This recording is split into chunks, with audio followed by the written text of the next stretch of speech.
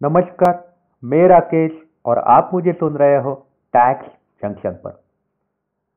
तो दोस्तों, जब सामान एक शहर से दूसरे शहर में आप ट्रांसपोर्ट कर रहे रहते हो, लेकिन सामान ट्रांसपोर्ट करते हुए आपने जीएसटी एक्ट के कई सारे प्रोविजन से जिनका आपने ध्यान नहीं रखा है, मतलब आपने इनवॉइस नहीं बनाया है, या फिर आपने ई वे बिल नहीं बनाया है, या फिर कायदे के कई सारे प्रोविजन से जिसको आपने ध्यान नहीं दिया है, तब जीएसटी ऑफिसर्स के हाथ में पावर होती है कि वो आपके ट्रक को, जो लॉरी से आप आपका सामान लेके जा रहे हो, उसको रोके और उसको डिटेन करे और साथ ही साथ उसको जब्त भी कर सकते हैं।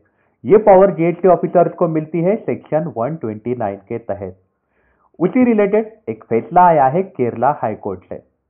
अगर सामान का मिसक्लासिफिकेशन हुआ है, मतलब आपने जो एचएसएन कोड आपका जो सामान है उसका देना चाहिए था, उसके जगह आपने दूसरा एचएसएन कोड दिया और उसके तहत आपने कम रकम की टैक्स अमाउंट अगर दिखाई, तो सामान आपका डिटेन नहीं किया जाना चाहिए या फिर उसको सीज नहीं किया जाना चाहिए। यह बात बोली है केरला हाईकोर्ट ने। अब यह बात केरला हाईकोर्ट ने कौन से केस रिलेटेड बोली है, आइए करते हैं हम उस बारे में डिटेल में बातचीत। तो ये केस आया था केरला हाईकोर्ट के सामने पोदारन फूड्स इंडिया प्राइवेट लिमिटेड का। तो यहाँ पे सबसे पहले हम जानते हैं कि ये सेक्शन 129 जो है ये अपने को क्या बोलता है। सेक्शन 129 की हम बात करें कि अगर इस जीएसटी एक्ट में कोई भी प्रोविजन है, उसको छोड़ के अगर कोई भी आदमी ट्रांसपोर्ट करता है सामान का, या फिर सामान को ऐसे स्टोर करता है जब वो ट्रांजिट में रहेंगे, मतलब सामान संक्रमण हो रहा रहेगा, तब आपने कायदे के प्रोविजंस का ध्यान नहीं दिया है या फिर कायदे के जो रूल्स बनाए गए उसका ध्यान नहीं दिया गया है, तो फिर आपका जो सामान है, साथ ही साथ वो जो गाड़ी है, कन्वेंस है, लॉरी होगी, ट्रक होगा या फिर जो भी टेम्पो होगा, उसको वो जीएसटी ऑफिसर जो है वो जब्त कर सकते हैं, उसको रोक सकते हैं। तो ये कब होगा? जब आप कायदे के जो प्रोविजंस है उस पे ध्यान नहीं दोगे और जानबूझ के आप टाल दोगे कायदे के प्रोविजंस को, तब ये होगा। इलीगली आप ट्रांसपोर्ट करोगे जीएसटी एक्ट के प्रोविजंस का ध्यान ना रखते हुए, तो ऐसा हो सकता है। लेकिन ये जो प्रोविजंस है ये बेसिकली हमें ध्यान देती है कि जब इनवॉइस जो होता है सेक्शन 31 का, वो इनवॉइस आपने नहीं बनाया हो तो, या फिर रूल 138 का ई वे बिल आपने नहीं बनाया हो तो फिर आपको आज सामान जो है वो डिटेन किया जा सकता है या फिर सीज किया जा सकता है। लेकिन अगर सामान का आपने मिस क्लासिफिकेशन किया है तो आपका सामान डिटेन नहीं होगा। ये बात बोली है केरला हाईकोर्ट ने। केरला हाईकोर्ट के सामने एक पिटीशन आया था। यह पिटीशन का नंबर था 17379 ऑफ 2020। पिटिशनर जो है वो ट्रांसपोर्ट कर रहे थे फ्रूट ड्रिंक्स, वो ट्रांसपोर्ट कर रहे थे तमिलनाडु से लेके केरला तक। इतना वो ट्रांसपोर्ट का जर्नी चल रहा था। वो जो पिटिशनर है उन्होंने सारी चीजों का ख्याल रखा था, मतलब उन्होंने क्या किया था, सारे इनवॉइसेज जो चाहिए वो लगा दिए थे, ई वे बिल्स भी जो चाहिए कायदे के हिसाब से वो भी लगाया था फ्रूट ड्रिंक्स रिलेटेड। साथ ही साथ उन्होंने गुड्स और व्हीकल जो है उसके रिलेटेड सारे कंप्लायंस करने के बावजूद भी उनका जो सामान है और साथ ही साथ जो गाड़ी है जिससे वो फ्रूट ड्रिंक जा रहे थे, उसको जीएसटी ऑफिसर्स ने डिटेन किया, रोका। और जीएसटी ऑफिसर्स ने ऐसा बोला उनको कि आपने जो डिस्क्रिप्शन दिया है इनवॉइस में वो इनकरेक्ट है। गुड्स जो है जो एक्चुअली क्लासिफिएबल होने चाहिए थे एरेटेड सॉफ्ट ड्रिंक्स, मतलब जिसमें वायु है, ऐसे वाले सॉफ्ट ड्रिंक्स में आपने क्लासिफिकेशन करना चाहिए था, लेकिन आपने अलग क्लासिफिकेशन किया है और ये क्लासिफिकेशन के कारण अलग एचएसएन में आपका सामान बैठता है और रेट ऑफ टैक्स भी अलग हो जाता है। पिटिशनर को ये बात रास नहीं आई। पिटिशनर ने क्या किया, तब उनको बॉन्ड दिया, बैंक गारंटी भी दी, लेकिन उन्होंने ये सब देने के बावजूद भी उन्होंने क्या किया, सामान का प्रोविजनली रिलीज कर दिया। सामान उन्होंने रिलीज तो कर दिया जीएसटी ऑफिसर से, लेकिन वो चले गए केरला हाईकोर्ट के पास और उन्होंने केरला हाईकोर्ट को बोला कि ये जो डिटेंशन ऑर्डर है ये गलत है, क्योंकि हमारा सिर्फ मिस क्लासिफिकेशन हुआ है। मतलब अगर कायदे की सेक्शन 31 के प्रोविजन के हिसाब से इनवॉइस बनना चाहिए तो वो बना दिए थे, हमने ई वे बिल भी फर्निश किया था, तो भी हमारे सामान को डिटेन किया गया है। तो ये बात उन्होंने कोर्ट के सामने रखी थी। इनका मेन ये था कि पिटीशन का ये था कि मिसक्लासिफिकेशन अगर हमने किया है सामान का तो ये बेसिस नहीं हो सकता कि आप हमारे सामान को डिटेन करें। हमारा जो बिजनेस उसके कारण रुक जाता है, थम जाता है अगर डिलीवरी टाइम पे नहीं हुई तो इसलिए वो पहुंच गए थे हाई कोर्ट।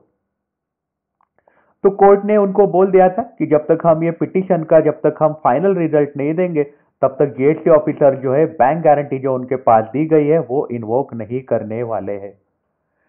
इसके बाद और एक पिटीशन गया था केरला हाईकोर्ट के सामने। वहां पे पिटिशनर जो है वो भी नाराज दिखे जीएसटी ऑफिसर से, क्योंकि उनका जो सामान था वो था पापड़।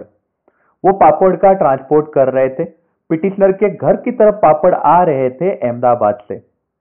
जो ट्रांसपोर्ट हो रहा था उसमें सारा बिल ऑफ सप्लाई और ई वे बिल भी लगाया गया था, लेकिन ये सामान जो थे ये HSN 1905 के तहत थे। मतलब पापड़ की बात वो कर रहे थे, उनको ऐसा मानना था कि ये गुड्स है, ये एग्जेम्प्टेड गुड्स है, इसलिए उन्होंने इसका क्लासिफिकेशन अलग कर दिया था। वही जीएसटी ऑफिसर्स का ऐसा कहना था कि ये आइटम्स के क्लासिफिकेशन जो है ये अनफ्राइड फ्रायम्स ले आएंगे और इसमें आपको IGST लगने वाला है 18%। तो सामान का मिस क्लासिफिकेशन हुआ था, गुड्स का मिस क्लासिफिकेशन हुआ था, ऐसा ऑफिसर्स का मानना था। उन्होंने ऑफिसर्स ने ऐसा भी बोला कि बिल ऑफ सप्लाई जो थे तो थे, लेकिन उसमें ई वे बिल जो था वो इनवैलिड था, क्योंकि उसमें बहुत सारी चीजों का इंफॉर्मेशन नहीं दिया था, वो आधा भरा हुआ था।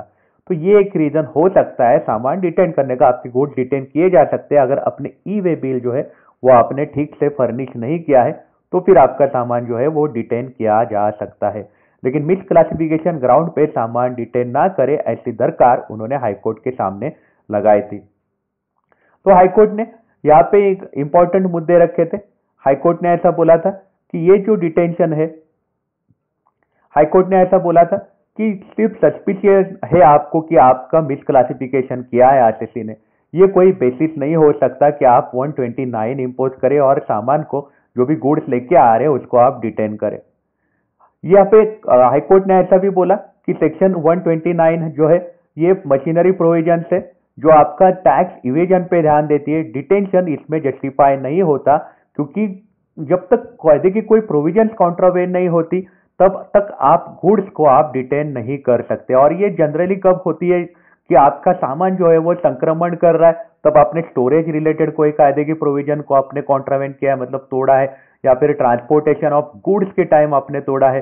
तो यहाँ पे उन्होंने बोला है कि आप ऐसे मिस क्लासिफिकेशन के बेस पे आप कभी भी सामान को डिटेन नहीं कर सकते, ऐसा केरला हाईकोर्ट ने बोला है।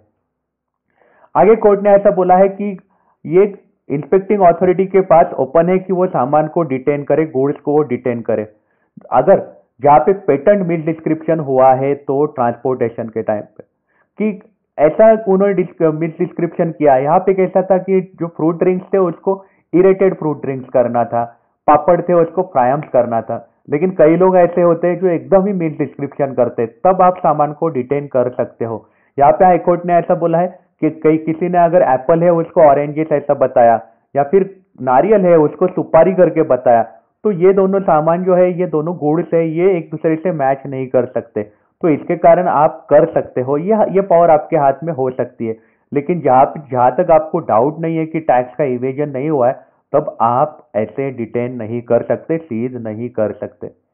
मतलब यहाँ पे मिस क्लासिफिकेशन के कारण कभी भी सामान का डिटेंशन नहीं हो सकता है। आपकी गलती होती है कभी कभी, तो गलती को गलती की तरीके से देखना चाहिए। आपने अगर बॉन्ड वगैरह फर्निश किए हैं, आपने बैंक गारंटी दी है, तो भी आपका गलती जो है वो उस पे ऑफिसर्स ने ध्यान देना चाहिए, ऐसा हाईकोर्ट का मानना है। अगर टैक्स इवेजन का अगर केस है, टैक्स इवेज जिसको करना रहता है वो एकदम ही अलग प्रोडक्ट बता देता है, जैसे हाईकोर्ट ने एग्जांपल दिया है एप्पल को ऑरेंजेस बता देता है, तो फिर वो टैक्स इवेजन का केस हो सकता है। लेकिन ये केस में ऐसा टैक्स इवेजन कोर्ट को नजर नहीं आया, इसलिए हाईकोर्ट ने बोला कि मिस क्लासिफिकेशन जो है वो बेसिस नहीं हो सकता कि डिटेंशन किया जाएगा गुड्स का। तो आपकी इस बारे में क्या राय है, हमें आप कमेंट सेक्शन में जरूर बताइएगा। आप अपना ख्याल रखिएगा। अगर आप काम के लिए बाहर निकल रहे हो तो आप अपने आप को सैनिटाइज जरूर करिएगा। Take care, have a nice day.